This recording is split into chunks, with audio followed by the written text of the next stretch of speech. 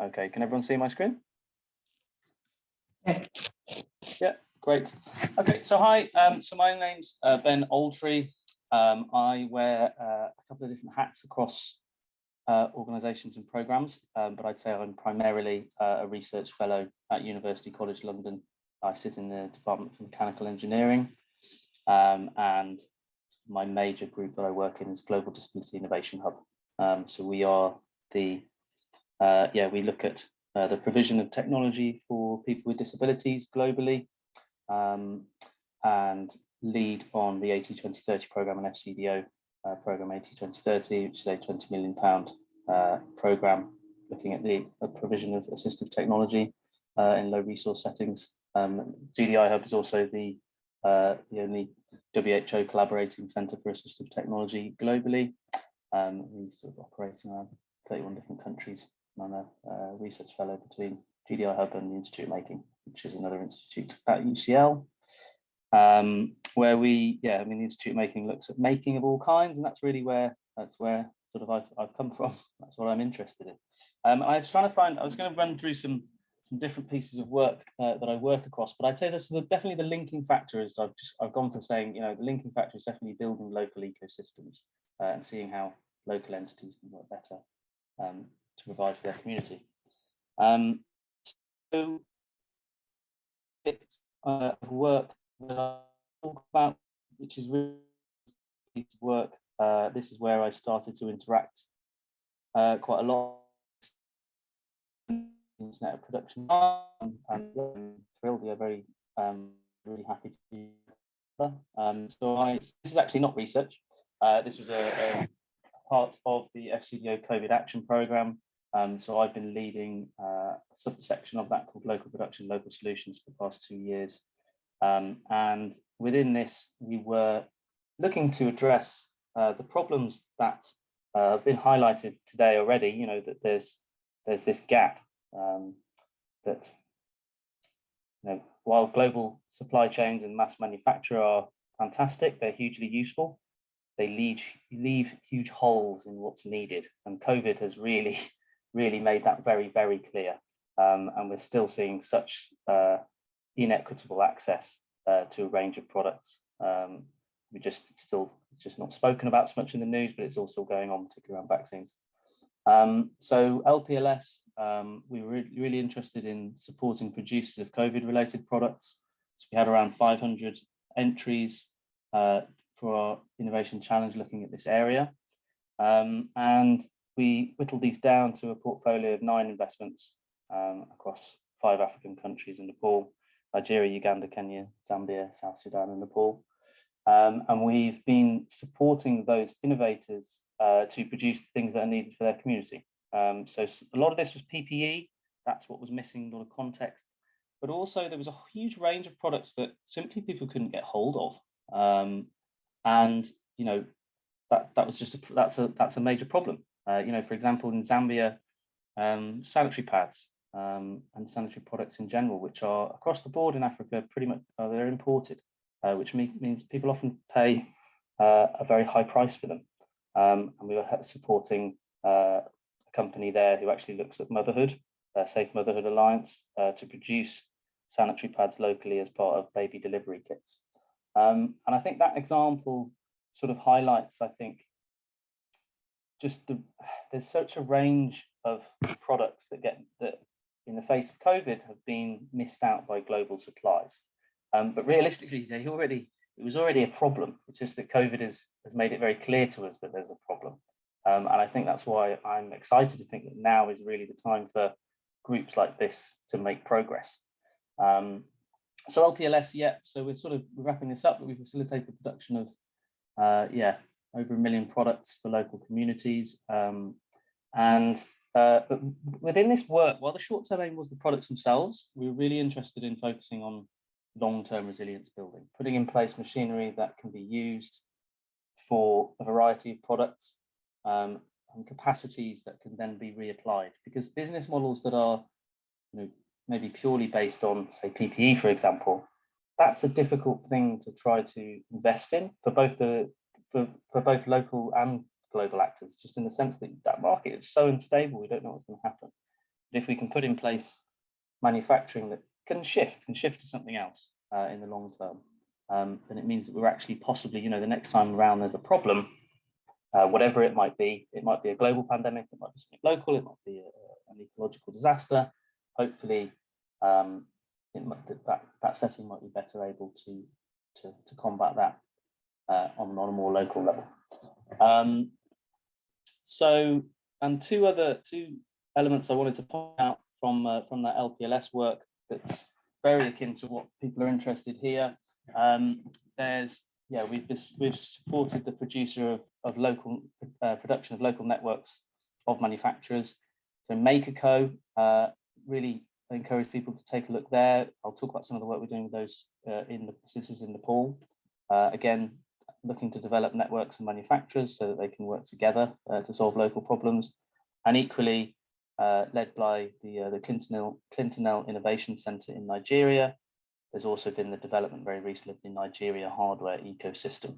And both of these groups are just working really hard to make it easier to see what those capacities locally are and how we could best use them, both machinery and people and the skills that those people have to produce the services that are needed.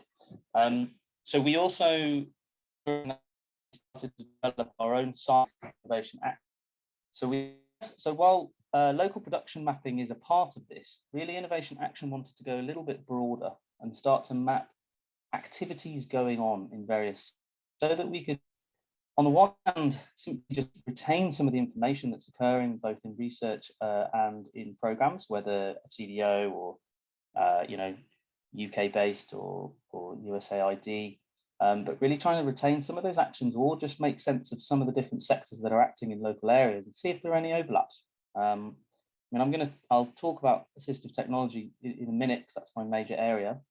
But we're also, we're mapping it. We're looking to map a few different areas and trying to make sense of how these could work better together. So some of the project areas that we're looking at on Innovation Action, I'll put the links. Obviously, you can't get to the links in the shared screen, but that's why I put the link to the Google slides in the chat. So the UCL Ventura project was the development of a CPAP device, which is a breathing aid, which was developed and it's being used in the NHS, but was also facilitating the open source design sharing of that into, it was globally, but this particular project was just looking at seeing how that was occurring in Africa. And I think people are particularly interested in seeing some of the results coming back from why did it get made, why didn't it get made? And I think the latter, unfortunately, there's some interesting learnings to occur there. Equally, oxygen, we know, I'm sure people have seen globally that oxygen has become a major problem during COVID, but it already was. It's just that the problem is being highlighted by COVID. So we're doing work at mapping there. Local production, local solutions, as I've mentioned. We're looking to map the assistive technology ecosystem. This works in development to try to make sense of, say, for example, how local producers and assistive technology providers could work together to solve the problems that they have. We're also going to be very shortly releasing a global survey developed with the International Society of Prosthetics and Orthotics to map digital fabricators of prosthetics and orthotics. That was a lot of words. Globally, to make sense of some of the actions that are occurring. And we'll be mapping that on the Innovation Action site as well.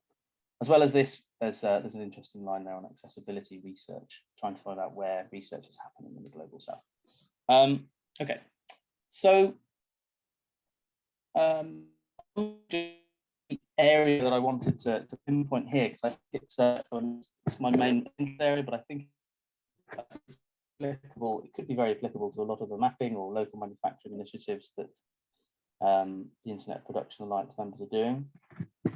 So go back to the beginning a little bit. We know within assistive technology that even though it's been over 10 years since the UN ratified the Convention on the Rights of Persons with Disabilities, still only 10% of those people, around about 1 billion people right now, have access to the assistive technology they need.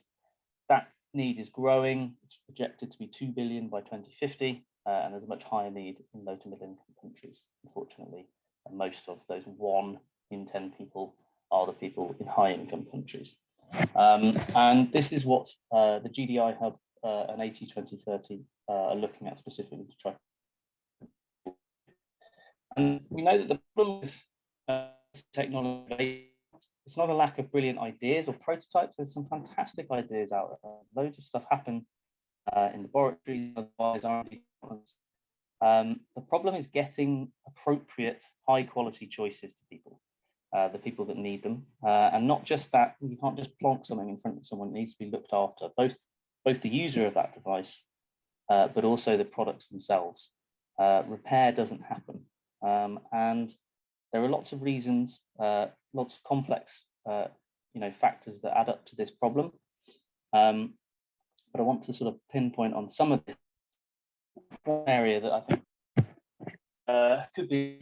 So a standard assistive technology product across its life cycle, it always looks a little bit like this.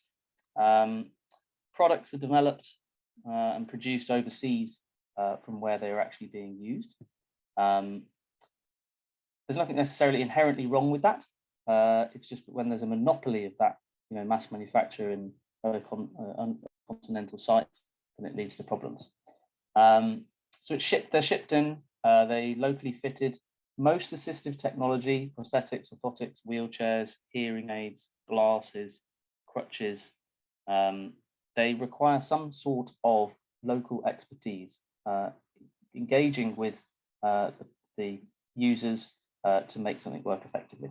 And this can range from either requiring very high professional skills, clinical skills, to something lesser. But there's usually some local action occur. These people might be engaged with, the provision model might look at the sort of this initial use period, but realistically they are not, beyond that initial provision, things aren't looked at. They're gone. Data isn't collected, devices aren't repaired, and unfortunately this means that actually the most of the useful life of a device is simply, it's not managed. And repair services particularly go to third-party services that aren't really very well facilitated, and things break and users, unfortunately what this ends up meaning is that a lot of technology, even though it's the goodwill and the effort that's gone into providing it, it's abandoned. Around about 80% of assistive technology is abandoned globally, unfortunately. So what can we be doing differently? By saying differently, I don't mean that, for us, it's not about looking to replace those global supply chains and imported products. For some products, it'll always be the best case. High quality, cheap prices of mass manufacturing components that are used, the large number are used. But if we had more local activity occurring, we can start to look to some more systemic approaches that we could use for AT provision services. If it was made locally nearer to the user, they could be addressing contextual needs, specific user needs that will never be made into a commercial device. Particularly repair. Repair could be facilitated to a much greater extent because spare parts are produced locally. The expertise that have gone into production could be applied to repair. You can also start to look at more sustainable approaches, integrating the end of product lives, recovering components, recovering materials, and feeding them back into the system. Ultimately, try to create try to withhold the product functions that people need.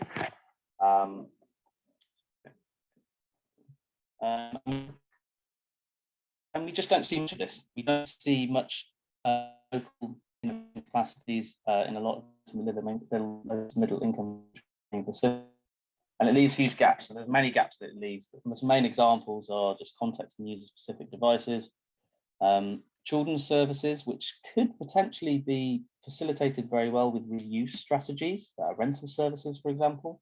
They're difficult to create if everything is on an import model, but also just the ability to innovate and adapt into the long term.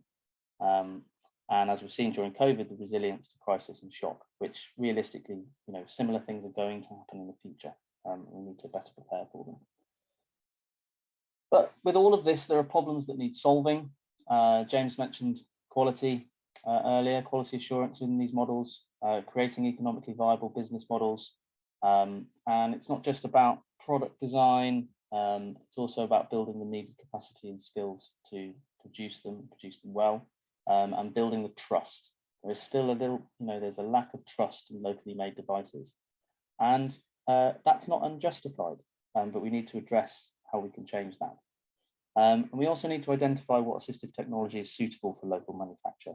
It's not all devices, and it shouldn't be, but there are lots that are suitable for local manufacture and will only realistically get made in that local setting as compared to mass manufacturing global supply chain. So 80, 20, 30, yeah. So to note, we've got current countries that we're looking at to learn more on where local production systems are appropriate. We've got work going on in Nepal. That's in conjunction with MakerCo, who I mentioned earlier. We've got work in Kenya. We're developing some programs with Kajenzi, who I think you'll probably know. We've also got work in Sierra Leone. I've just got back from there yesterday, and we're developing a program with the Ministry of Health. India is upcoming, and also we've also got actions occurring in the UK to try to make sense of, where more along the lines of repair and fulfilling unique needs with local innovators and make spaces in the UK. We're interested to see how all of these interact, and it would be great to hear from anybody that is these kinds of technologies might be applicable to what they're doing. Thanks very much. And there's some links from various things there. Thanks. Thanks a lot, Ben. It was really great to hear an overview of all that you've been doing after one-on-one interactions. Might open the floor with the same question I asked James, which is, why are you joining the Internet of Production Alliance? Yeah, I heard you asking that. I should have been pretty prepared. But obviously, that was going my way. Well, I mean, I think across these work streams and some other ones that we have going on, I think that one of the major things that holds progression back is just better links between people who are trying to achieve the same thing everywhere. I'm across, what I've been explaining here, we're really interested in local actions and local innovators, but that in no way means that has to be siloed activities. Say, for example, somebody that is trying to design a very specific type of prosthetic for a child in one context. Well, while that might not be, you might not be able to easily make that a commercial product, there'll be someone else that's trying to fulfill almost the same problem. And if we can create better structures to connect, expertise, and that expertise takes different forms. Either, very sort of, expertise coming from global experts, people like the International Society of Prosthetics and Orthotics, very highly skilled companies producing very high quality products, but also across peers, and I think that there's a great opportunity as well where producers are trying to do similar things across similar contexts, where fantastic conversations could occur, because then they're not competitors, and they're never going to be competitors. They're working in a different market. If more of those conversations can happen, I think it would be great.